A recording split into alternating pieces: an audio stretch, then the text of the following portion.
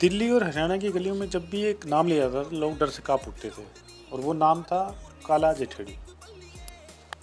एक ऐसा नाम जिसने 100 से ज़्यादा अपराधियों का नेटवर्क खड़ा कर दिया। 25 से ज़्यादा इसने हत्याएं करी और पुलिस तक को इसने मात दे दी और उसकी कस्टडी से भाग निकला। लेकिन ये कहानी सिर्फ अपराध के बारे में नहीं बताती, ये कहानी उस इंसान की पहलवानी और फौज के सपने की कहानी भी है जो अधूरा रह गया। और कैसे एक होनहार पहलवान क्राइम की दुनिया में मुड़ गया, ये कहानी उसी के बारे में है। लेकिन अंत में वो गैंगस्टर बन के तिहाड़ की जेल में पहुंच गया। तो आज हम उसी कहानी के बारे में बात करने जा रहे हैं। काला जेठेड़ी के बारे में बात करेंगे, जिसका असली नाम संदीप था। जेठेड़ी का से संबंध रखता था तो इसलिए उसको काला जेठेड़ी कहा जाने लगा। तो आज उसी की स्टोरी के बारे में बताएंगे, किस तरह से एक युवा जो है जो पहलवानी के सपने देखता था और बहुत अच्छा खेलों में काम करता था, लेकिन कुछ गलत संगत या कुछ सिचुएशंस ऐसी हो गई कि वो क्राइम की तरफ चला गया। तो इस स्टोरी को बहुत ध्यान से सुनना। इसमें पता चलेगा कि संदीप एक युवा लड़का किस तरह से क्राइम की तरफ जाता है और उसका क्या अंत होता है लास्ट में। मतलब उसको कहाँ क्राइम कहाँ से शुरुआत हो रही है, कहाँ उसका लास्ट और एंडिंग उसकी होती है, ये बड़ा इंपॉर्टेंट रहेगा। तो कहानी शुरू होती है काला जेठड़ी का जन्म से होती है। काला जेठड़ी का जन्म जो होता है सोनीपत के राई एक जगह है, वहाँ पे जेठड़ी गाँव है, वहाँ पर होती है। तो असली नाम इनका संदीप था। तो सब लोग उसे गांव में काला काला बोलते थे, तो सब ने काला बोलना शुरू कर दिया। तो जेठड़ी से था, बाद में इसे काला जेठड़ी कहा जाने लगा। घर में खेती बाड़ी का काम था, पैसे की तंगी रहती है। आपको पता है कि किसान हैं जो नॉर्मली इतने संपन्न नहीं है इंडिया में। तो संदीप ने 12वीं तक पढ़ाई करी, उसके बाद केबल ऑपरेटर का काम करने लगा। उसका सपना था पहलवान बनना या सेना में भर्ती होना, लेकिन किस्मत और संगत उसे कहीं और ले गई। सबसे बड़ी गलती समझ लीजिए, उसकी लाइफ का एक टर्निंग पॉइंट समझ लीजिए। 2009 की ये हत्या करने के बाद काला जेठड़ी का नाम गांव गांव में चप्पे चप्पे में फैल गया इंडिया के। और सब जगह यही बात होने लगी, आखिर कौन है ये लड़का जिसने इतना बड़ा ये हत्या करी है। नॉर्मली होता है कि गांव में कि अगर कोई इस तरह का हत्याकांड हो जाता है तो सेंसेशन फैल जाती है। और एक वैसा ही हुआ कि युवा लड़के ने हत्या करी थी तो चारों तरफ ये बात फैल गई कि ये कौन है जिसने हत्या करी है, इसके बारे में जाना जाए। इसी चीज़ ने जो जो आसपास के लोग उसको चढ़ा रहे थे और आसपास के लोग बातें कर रहे थे कि काले ने तो ये कर दिया, काले ने तो वो कर दिया। नॉर्मली गांव में ऐसे ही होता है। तो इसी ने उसको गलत राह पे धकेल दिया। उसको लगा कि मैं एक हीरो की तरह समझने लगा अपने आप को। उसके बाद तो उसने जो क्राइम का रास्ता पकड़ा वो रुका ही नहीं। रंगदारी शुरू कर दी, वसूली शुरू कर दी।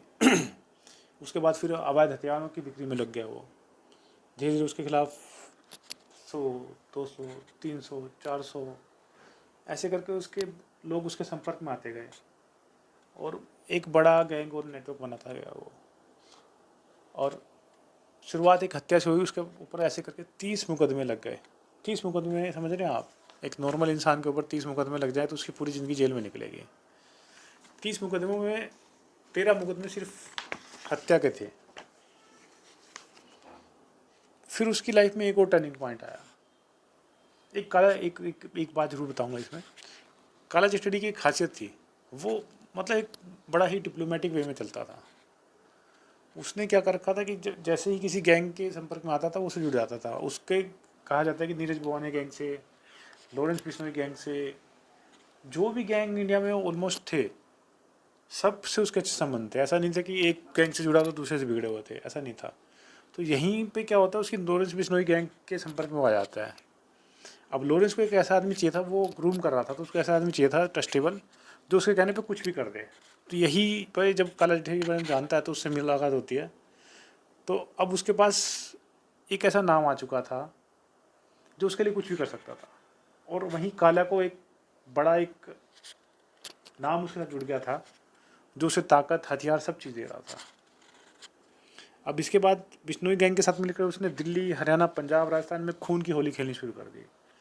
11 महीने में ही उसकी गैंग ने 25 से ज़्यादा हत्याएं कर दी। दिल्ली के जीटीबी अस्पताल में जो मामला हुआ वो आज भी याद दिलाता है कि किस तरह से अपने गैंग के साथी कुलदीप उर्फ फज्जा को छुड़ाने के लिए उसने वहाँ पे सरेआम हॉस्पिटल के अंदर ही गोलियाँ चला दी थी।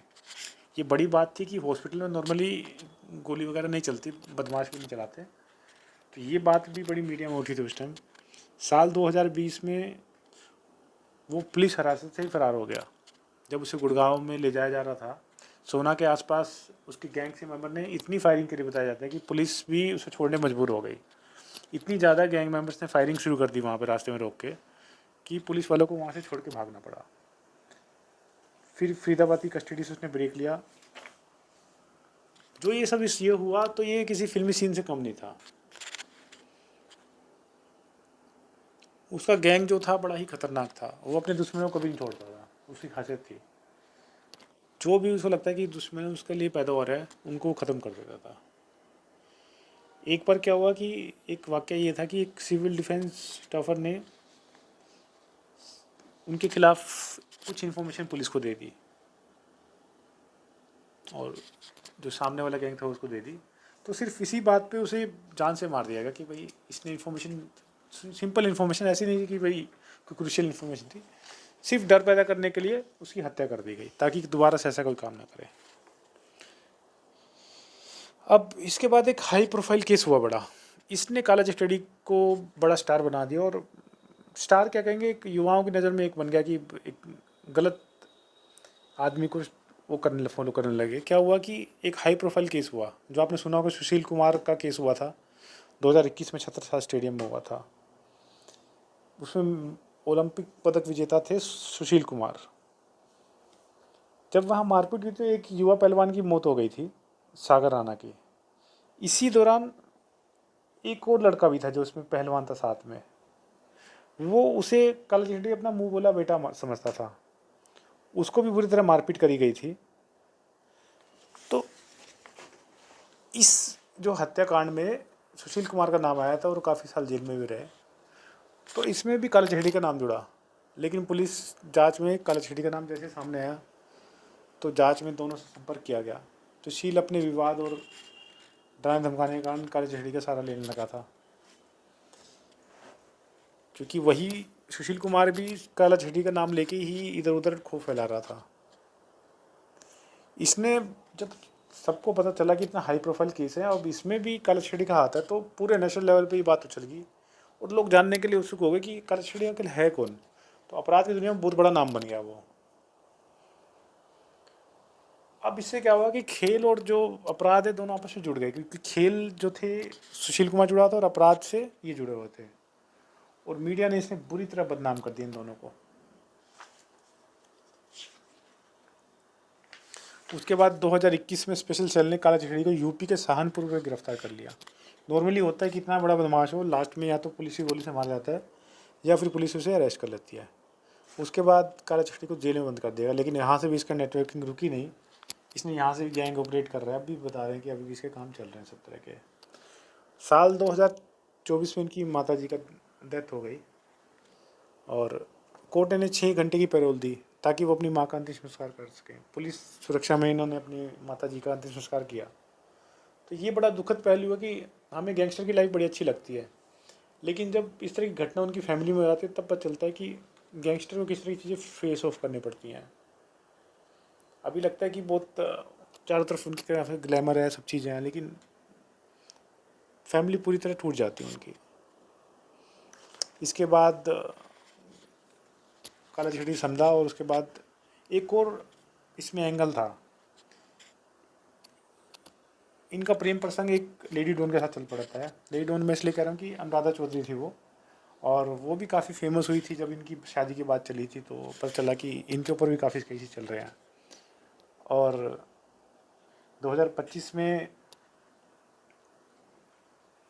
पहले इनकी शादी हुई और 2025 में फाइनली जो है जेल से ही इन्होंने कहा, एक एप्लीकेशन लगाई गई कोर्ट में कि भाई हमारी शादी हुई है, उसके बाद हमें बच्चे पैदा करने हैं और उसके लिए हमें एक इन्हें बेल दी जाए। या सरकार को लगा कि अगर इस तरह की चीज़ें हुई तो शायद हो सकता है कि चीज़ें ख़राब हो सकती हैं, कि गलत मैसेज जाएगा। तो उन्हें जेल से ही IVF ट्रीटमेंट कराने की एक सरकार ने और कोर्ट ने उनको अनुमति दे दी।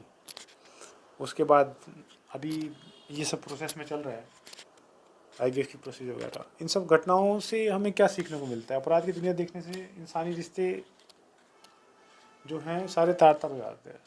इंसान को लगता है कि मैं क्राइम में जुड़ा हूँ, लेकिन वो सब कुछ बिगाड़ देता है। अब काला चिट्ठी की ज़िंदगी की बात करें, उसके अंदर कुछ अच्छाइयाँ भी थी, बुराई भी थी। अच्छाइयाँ एक तो बहुत ख़ास थी कि उसका अपनी माता से बहुत लगाव था। माँ के लिए वो कुछ भी कर सकते थे। और दूसरा ये है कि शादी और परिवार की चाहत उसके अंदर बहुत बड़ी है। मतलब क्रिमिनल होने के बाद भी उसके अंदर है कि मैं अपना घर बसाऊँ और अपने बच्चे पैदा करूँ और एक अच्छी फैमिली उसके साथ रहूँ। शायद हो सकता है गलत लाइन पे चलने के बाद भी उसके अंदर एक अच्छा इंसान बनने की फीलिंग आज भी है। और संतान की इच्छा जो है वो तो सबके अंदर होती है, वो इच्छा इनके अंदर भी है। ऐसा नहीं कि मेरे आगे पीछे कोई ना हो, मेरे कोई जानने वाला ना हो, वो इच्छा इनके अंदर है। लेकिन इसके साथ साथ बुराइयाँ भी बहुत सारी हो गई थी इसके अंदर। इसने 100 से ज़्यादा अपराधियों के ये आदमी कांटेक्ट में आया। तो सोचिए 30 से ज़्यादा इसने केस कर दिए और 13 हत्याएं कर दी। मतलब 13 परिवार तो काला जिठेड़ी ने पूरी तरह से बर्बाद कर दिए। अब ये आदमी पुलिस और कानून के लिए बहुत बड़ी चुनौती बन गया। सुशील कुमार जैसे हाई प्रोफाइल से केस से जुड़ के इसका नाम बुरी तरह से बर्बाद हो गया। और अंत में क्या हुआ कि कोर्ट ने भी इसको उम्र कैद की सज़ा दे दी। अब इस कहानी से हमें सबक क्या मिलता है? ये सारी कहानी हमने सुनी तो इससे हमें क्या सबक सीखने को मिलता है कि हमारे युवाओं को इससे क्या सीखने को मिलता है? एक तो ये है कि गलत रास्ते पर अगर हम चलेंगे तो लास्ट में उसके दो ही एंड होते हैं। या तो पुलिस की गोली मिलेगी आपको क्रिमिनल को, और नहीं तो फिर जेल में ही वो उसकी डेथ हो जाएगी। ये जो क्रिमिनल्स होते हैं उनका थोड़े टाइम का डर और ताकत होती है, उसके बाद ज़िंदगी भर का चैन छिन जाता है। पूरी फैमिली तहस नहस हो जाती है। हमारे लिए वो हीरो हो जाता है, लेकिन आसपास की फैमिली सब पूरी बर्बाद हो जाती है। आज भी काला स्टडी सलाखों के पीछे है, उसका नाम और डर खाले ही समाज में आज भी है, लेकिन वो इज्जत और आज़ादी नहीं है उनके पास।